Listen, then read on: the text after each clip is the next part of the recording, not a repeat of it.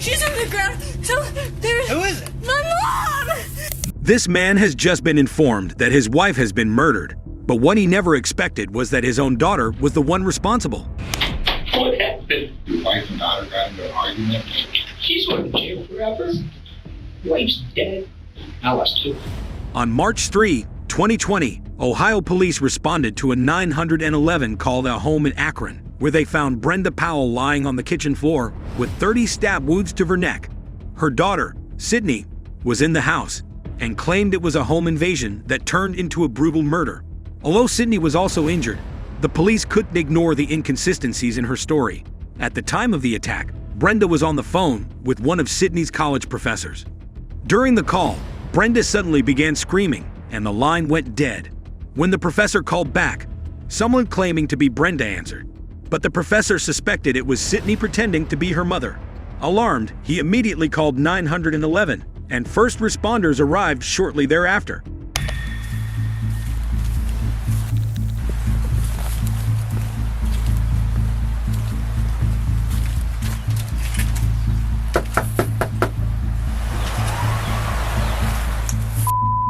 What they discovered upon stepping inside was nothing short of horrifying.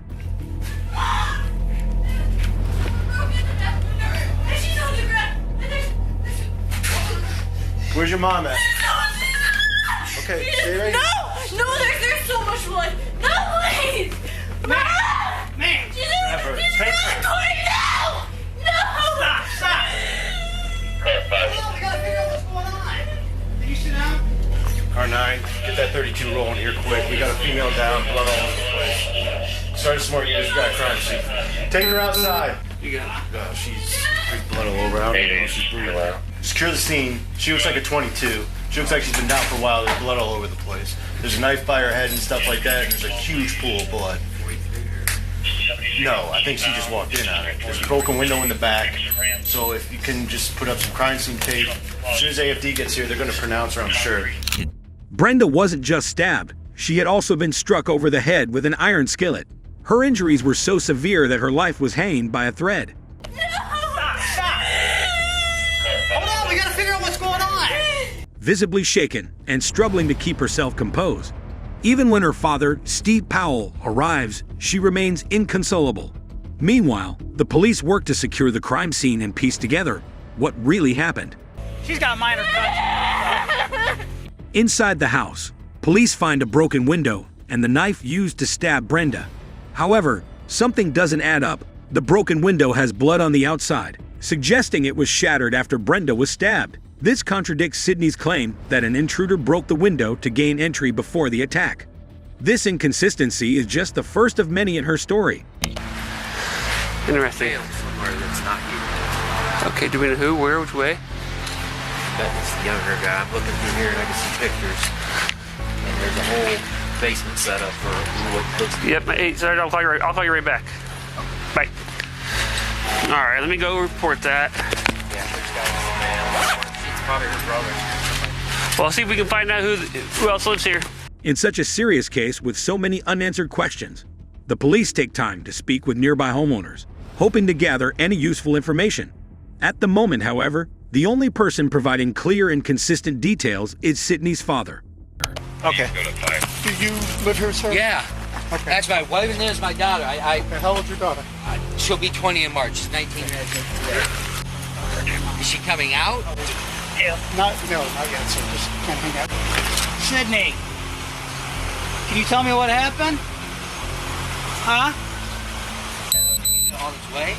Yeah, it's coming. From where? Yeah, that's them right there. I can hear them.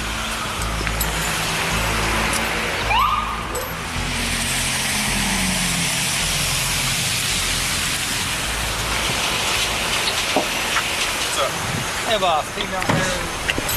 As the police work to piece together the events, they speak with Steve Powell and one of Sydney's friends at the station, hoping they can provide some clarity about what happened. However, Steve has no idea that Sydney is suspected of being the attacker, or that his wife is in critical condition at the hospital, with little chance of survival. Breaking this devastating news to him is something the detectives will have to face soon. Who'd you get a call from? Yeah. Got a call from him, call from me. Oh, okay. He said there was a call, went out, a distress call from the University of Mount Union where my daughter was going, and said, female in distress. I said, well, that's funny because Brenda's there, my wife.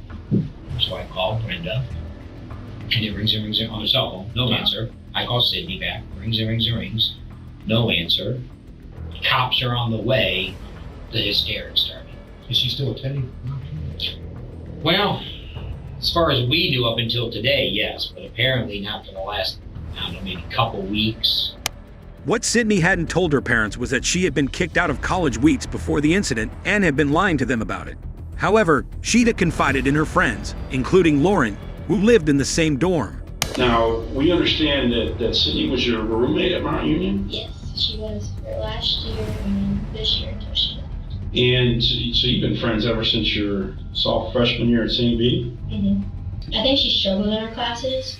I don't think her grades were the best, but she didn't really tell me that because I wasn't really struggling. I think she kept a lot of stuff hidden because when we were just talking or with our friends, she always seemed happy. Like, she seemed okay, like I said, I couldn't tell until the end where she was kind of just like struggling and she kind of was sad and just like, Lauren, I don't know what to do. I think she felt like everybody around her kind of had figured out what they wanted to do and she hadn't. The problem is, Sydney is going to claim that she has no memory of what happened, insisting she blacked out during the entire event.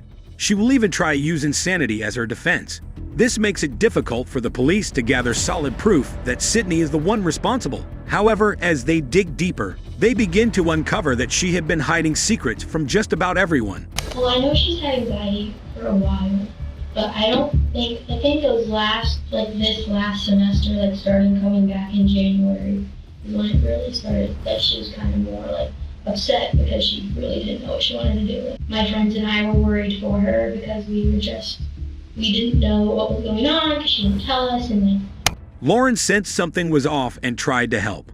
At first, she had no reason to doubt Sydney and was as supportive as any friend could be during such a difficult time.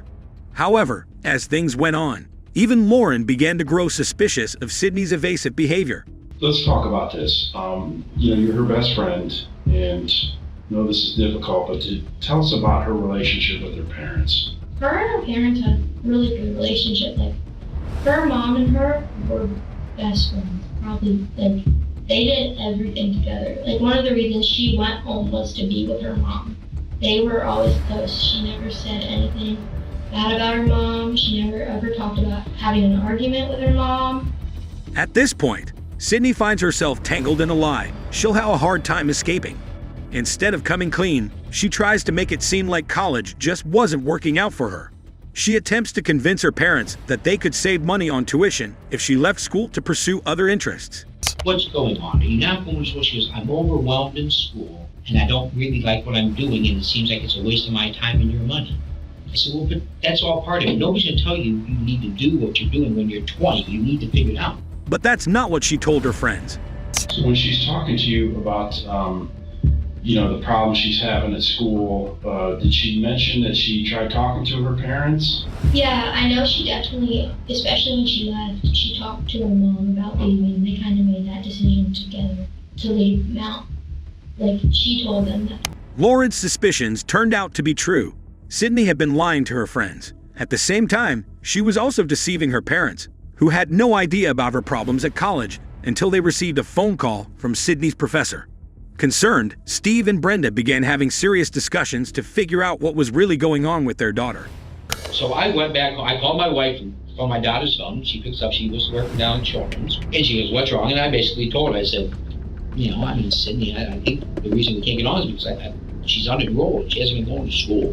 Sydney found herself tangled in two sets of lies, the one she told her friends and the one she told her parents. Failing grades aren't the end of the world, and any parent would support their child through tough times. But Sydney believed her parents would be angry, and she couldn't bring herself to tell them that she had been asked to leave college.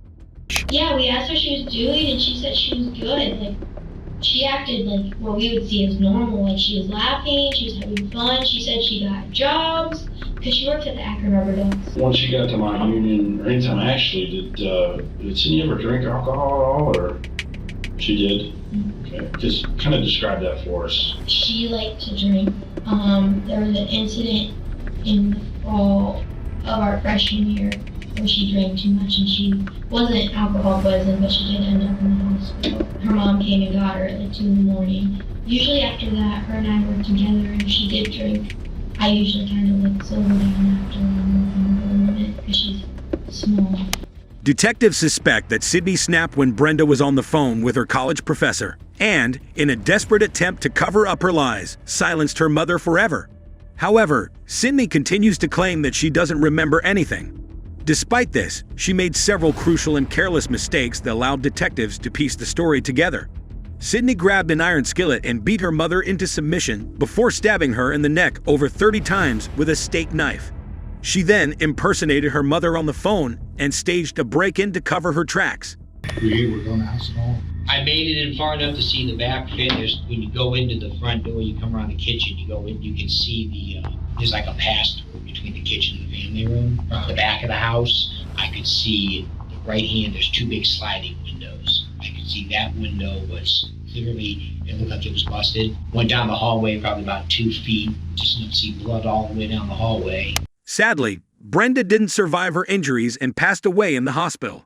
The county medical examiner determined that Brenda had died from blunt force trauma to her head and stab wounds to her neck, ruling her death a homicide. This left detectives with the heartbreaking task of informing Steve that his wife was dead. Well, not really bad news. Your wife passed away.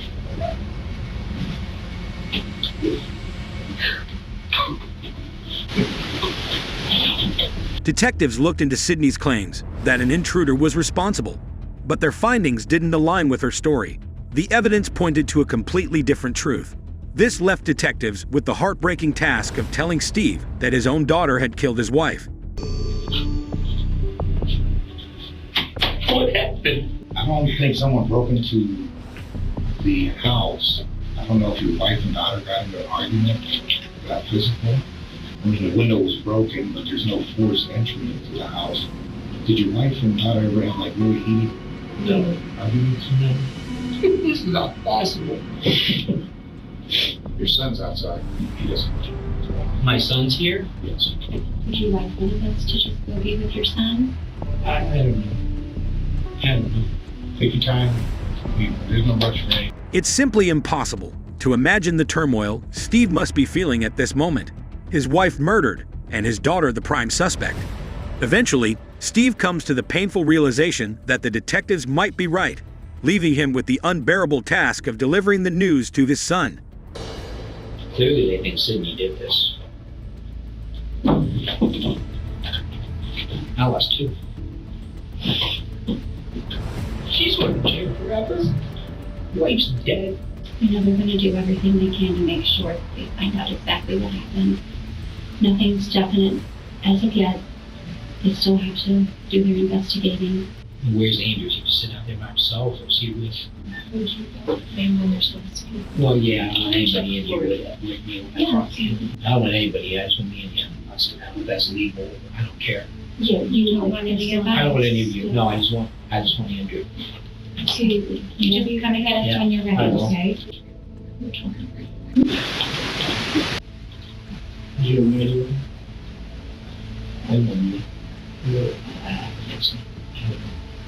They don't know. They haven't told me. They're investigating. Sydney was arrested and charged with the murder of Brenda Powell. She initially claimed insanity, saying she had almost no memory of what happened, including hitting Brenda with the cast iron skillet and fatally stabbing her. However, the jury didn't believe Sydney's defense, and she was found guilty on 2 counts of murder, 1 count of felonious assault, and 1 count of tampering with evidence. Sydney Powell was sentenced to life in prison, with the possibility of parole after 15 years.